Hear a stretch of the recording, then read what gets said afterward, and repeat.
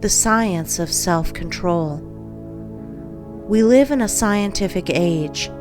Men of science are numbered by thousands, and they are ceaselessly searching, analyzing, and experimenting with a view to discovery and the increase of knowledge. The shelves of our libraries, both public and private, are heavy with their load of imposing volumes on scientific subjects, and the wonderful achievements of modern science are always before us, whether in our homes or in our streets, in country or town, on land or sea. There shall we have before us some marvelous device, some recent accomplishment of science, for adding to our comfort, increasing our speed, or saving the labor of our hands. Yet with all our vast store of scientific knowledge, and its startling and rapidly increasing results in the world of discovery and invention, there is, in this age, one branch of science which has so far fallen into decay as to have become almost forgotten, a science, nevertheless, which is of greater importance than all the other sciences combined, and without which all science would but subserve the ends of selfishness and aid in man's destruction. I refer to the science of self-control. Our modern scientists study the elements and forces which are outside themselves, with the object of controlling and utilizing them. The ancients studied the elements and forces which were within themselves, with a view to controlling and utilizing them, and the ancients produced such mighty masters of knowledge in this direction, that to this day they are held in reverence as gods, and the vast religious organizations of the world are based upon their achievements.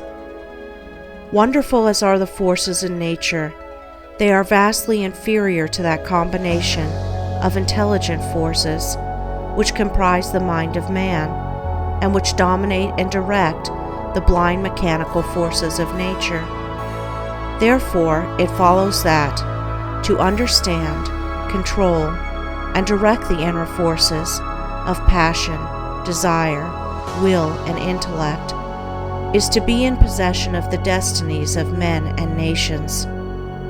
As in ordinary science, there are, in this divine science, degrees of attainment, and a man is great in knowledge, great in himself, and great in his influence on the world, in the measure that he is great in self-control. He who understands and dominates the forces of external nature is the natural scientist, but he who understands and dominates the internal forces of the mind is the divine scientist, and the laws which operate in gaining a knowledge of external appearances operate also in gathering a knowledge of internal varieties.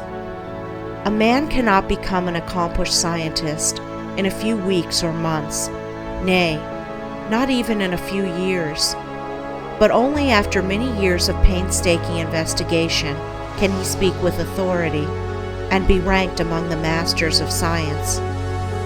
Likewise, a man cannot acquire self-control and become possessed of the wisdom and peace-giving knowledge which self-control confers, but by many years of patient labor, a labor which is all the more arduous because it is silent and both unrecognized and unappreciated by others.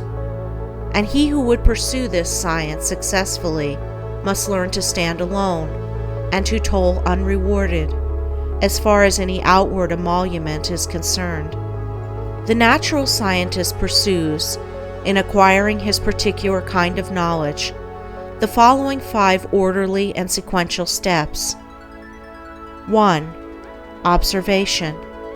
That is, he closely and persistently observes the facts of nature. 2.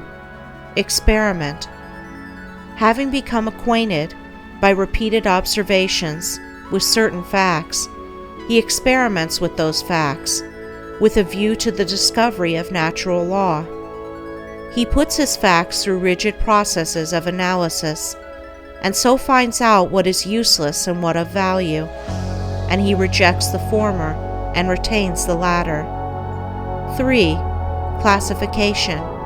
Having accumulated and verified a mass of facts by numberless observations and experiments, he commences to classify those facts, to arrange them in orderly groups, with the object of discovering some underlying law, some hidden and unifying principle, which governs, regulates, and binds together these facts. 4. Deduction. Thus he passes on to the fourth step of deduction. From the facts and results which are before him, he discovers certain invariable modes of action, and thus reveals the hidden law of things.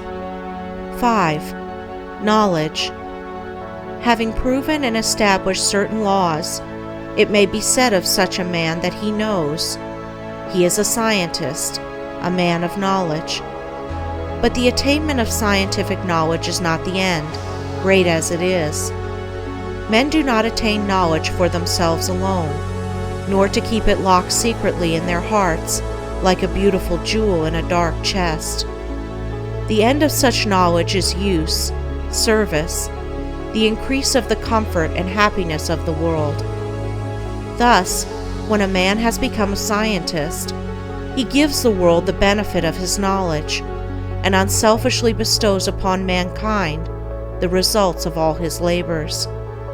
Thus, beyond knowledge, there is a further step of use, that is, the right and unselfish use of the knowledge acquired, the application of knowledge to invention for the common weal. It will be noted that the 5 steps or processes enumerated follow in orderly succession, and that no man can become a scientist who omits any one of them.